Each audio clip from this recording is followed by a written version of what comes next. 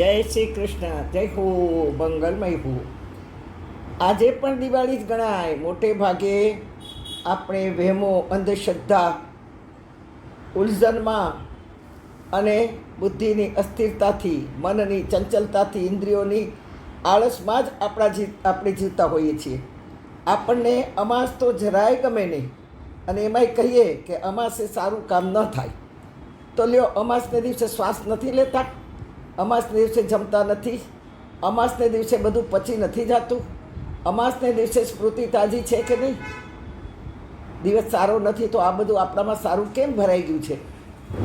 આપણને અમાસ કેમ ગમતી નથી એ જ આપણને ખબર નથી. તો લ્યો, અમાસે દિવાળી આવી કે નહીં, ચોપડા પૂજન પણ અમાસે જ કરીશું. કેટલો સરસ પ્રસંગ આવ્યો છે ને! ભાદરવાની અમાસે પિતૃપૂજન કરીએ, શ્રાદ્ધનો પવિત્ર દિવસ ગણાય. વર્ષોથી સમજો કે વર્ષોથી 1 લાખની કોઈએ આપણી પાસેથી લીધા હશે, 1 લાખ રૂપિયા વ્યાજે કે ગમે તે રીતે મદદથી. હવે એની પાસે પૈસા આવ્યા અને એને ફોન કર્યો કે તમે પરમ દિવસે આવો ને, આ 1 લાખ રૂપિયા મેં ભેગા કરી દીધા છે, લઈ જાઓ ને. પરમ દિવસે તો અમાસ છે, તો જવું કે ના જવું? ત્યારે આપણે એમ કહીએ કે ના ના, અમાસ છે ને એટલે નહીં આવી શકું. અરે, અમાસ તે દિવસે દીકરાને ત્યાં દીકરો જન્મે કે દીકરી જન્મે, શું એને આપણે હોસ્પિટલમાં છોડી દઈએ કે નથી જોઈ તો આજે અમાસને દિવસે આવ્યું છે બાળક? તો અમને અમાસ નડે, પણ વહેમો અંધશ્રદ્ધાથી ભરેલા વૃદ્ધો જ નથી. આ દુનિયામાં યુવાનો પણ ઘણા છે. એવા યુવાનોને હું ઓળખું છું અને બહુ નજીકથી મેં જોયા છે. વૃદ્ધો કરતાંય વધુ વહેમોથી ભરેલા યુવાનોને મેં જોયા છે. એમાં એક યુવાન બહુ જ ભગવાનને માનવાવાળો, બહુ શ્રદ્ધા રાખનારો, પણ એ પોતાને બાળકોને પીછું ફેરવવા લઈ જાય. હવે એ પણ કોના હાથે પીછું કોના હાથે ફેરવે? મુસ્લિમ મૌલા પાસે માથે પીછું ફેરવતા મેં જોયો છે, લઈ જતા જોયો છે. ચાદર ઓઢાડવા કબર ઉપર લઈ જતા યુવાનને મેં જોયો છે. જીવતા વૃદ્ધોનું અપમાન કરતા યુવાનને મેં જોયા છે. પણ કબરથી ક્યારેય નહીં ઉઠનાર બળદાને ફૂલની ચાદર અને પશ્મિના શાલ ઓઢાડવા જતા યુવાનને મેં જોયો છે. પાછો ખુશી પણ અનુભવે છે કે હવે આ બધું જ મારું બરાબર થઈ જશે, કારણ કે મેં કબરને ચાદર ઓઢાડી છે.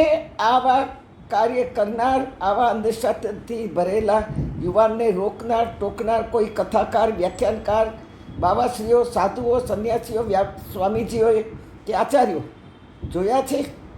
વાળતા આવા યુવાનોને, આવા લોકોને અંધશ્રદ્ધાથી ખેંચતા જોયા છે, બહાર લાવતા જોયા છે? ખરું બ્રાહ્મણત્વ, ખરું વૈષ્ણવત્વ, ખરું માનવત્વ સમજાવ્યું છે કે જીવતા જે કામ તમારું કરે છે એની કદર કરો. આ કબરમાં સૂતેલા તમારી કદર નહીં કરે. આજના શુભ દિને પ્રતિજ્ઞા લેવાની હોય કે સનાતન ધર્મને બચાવવા હું સર્વ મારું સમર્પણ કરી દઈશ. ગીતામાં ભગવાને કહ્યું છે, સ્વે સ્વે કર્મણ્ય નિહત સંસિદ્ધિ લભતે નર. ગીતા કહે છે, તારો સનાતન ધર્મને પહેલાં સમજ, પાલન કર, અને જો સમજી જઈશ તો આ ધર્મ જ તને પાળશે ને બચાવશે.